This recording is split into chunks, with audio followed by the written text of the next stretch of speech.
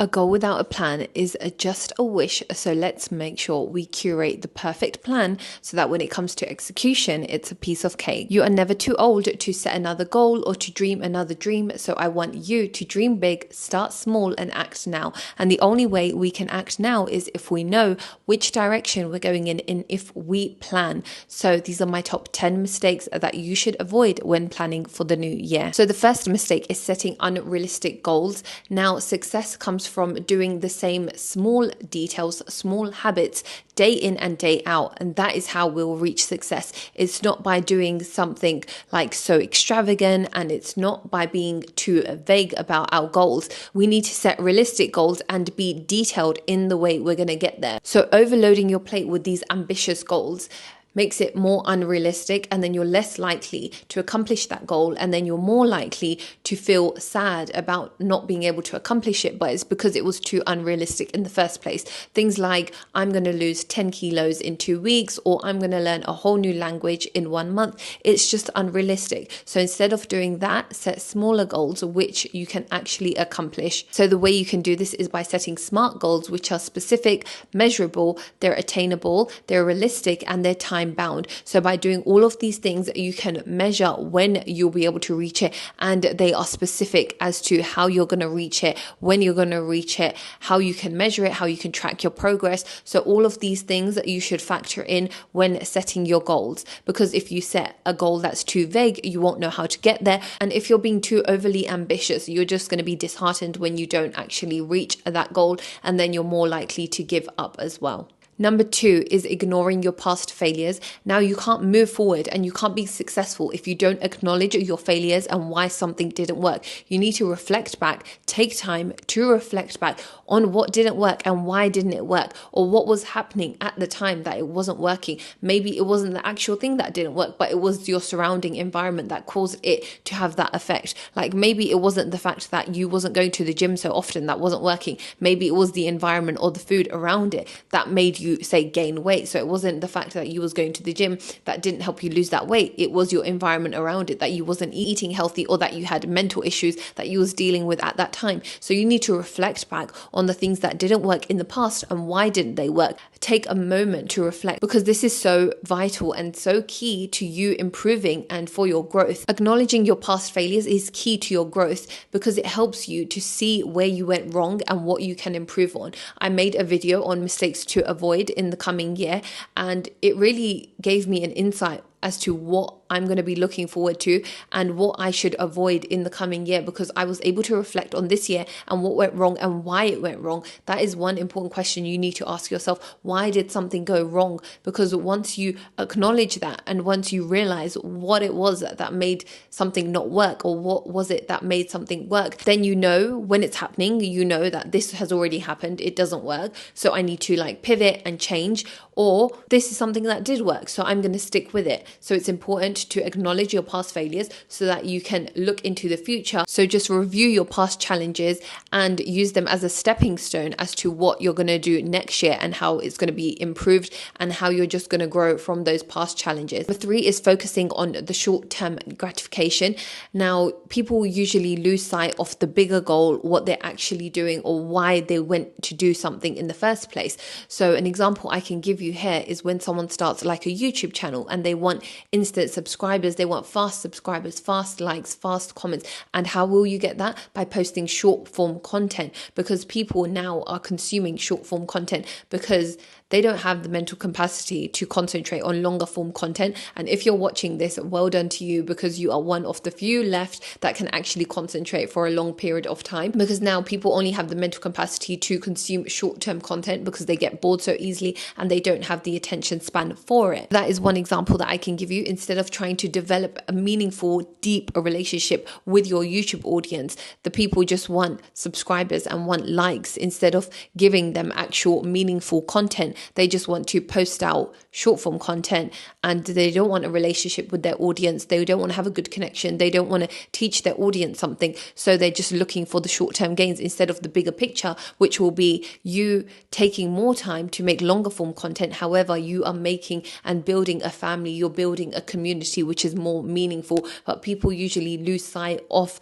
that because it's like far in the distance. It will take a longer time. So they just want short-term gratification, which is easier to get. It's kind of like when you're posting on Instagram and TikTok and you're getting all these likes and comments, that is a short-term goal. You're trying to get short-term gains, whereas the long-term gain is trying to build a meaningful relationship with the audience, which will take a longer period of time. So you should always keep in mind that bigger goal and have that at the back of your head instead of just focusing on the short-term gains. Another example is like when you go on a crash diet and when you just do the egg diet that I've seen on YouTube or whatever, that you can lose a certain amount in a short period of time. Instead of building the discipline and the character that is required to be a healthy person, you just want to do this crash diet, which will make you lose weight for that short period of time. But then in the long run, you're not going to build the character that you actually want. You're not going to build the traits of a healthy person that actually goes to exercise, that actually makes those healthy decisions. So you're not going to build the character and the habits that that person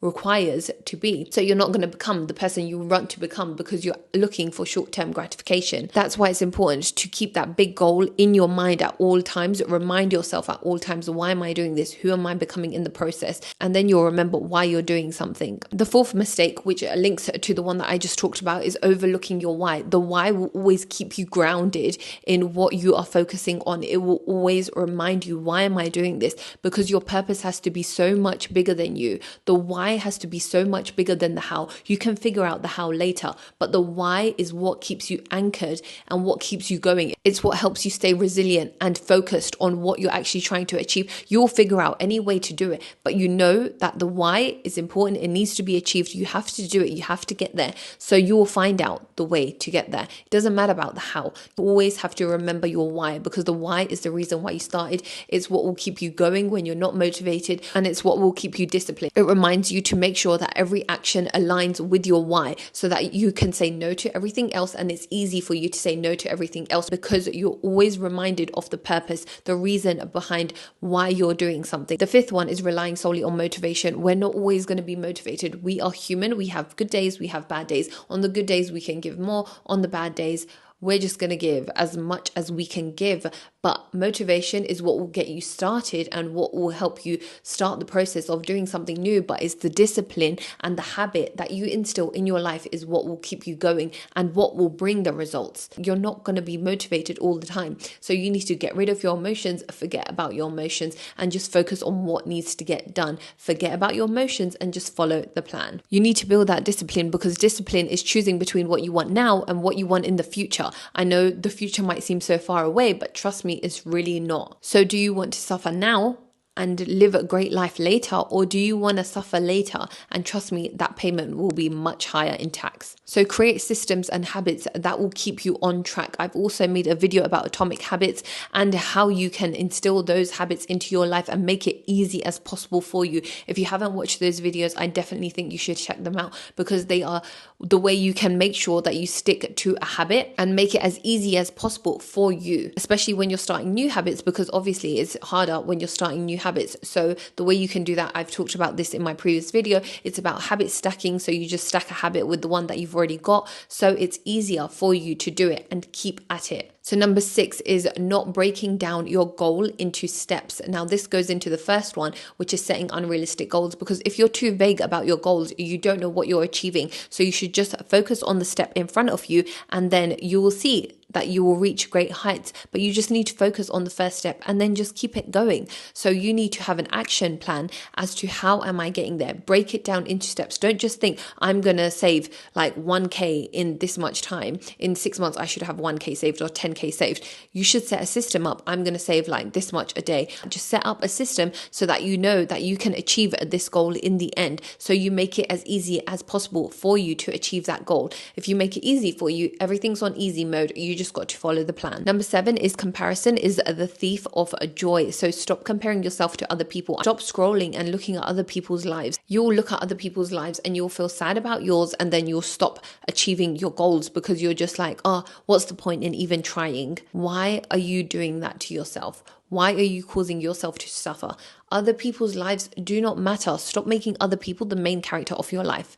Go and make yourself the main character of your life. And how do you do that? Is you work on yourself. Working on yourself is actually hard. It's not as easy as people make it out to be. It's actually hard. You need to sit by yourself. You need to be in hermit mode. Go into the darkness of yourself, of your mind, of your thoughts, and just let it out and just let yourself heal, and then work on yourself by building more confidence, by going out and doing things that make you uncomfortable. But by doing these things, you'll be comfortable in the long run. If you let yourself sit in comfort too long, you'll be uncomfortable in the long run. And then you'll be wondering, why am I suffering while everyone's happy? Stop paying attention to other people and go and work on yourself. Stop comparing yourself to other people and go and just work on yourself. Go with what you have. Stop looking at other people. If they have more money, if they have a happier family, whatever they have, who cares? Go work on yourself so that you can get everything you want, because you can. You just need to put in the work to get it. So number 8 is skipping self-care and overworking. Sometimes taking a break and resting brings everything into perspective. You don't always have to be on the go.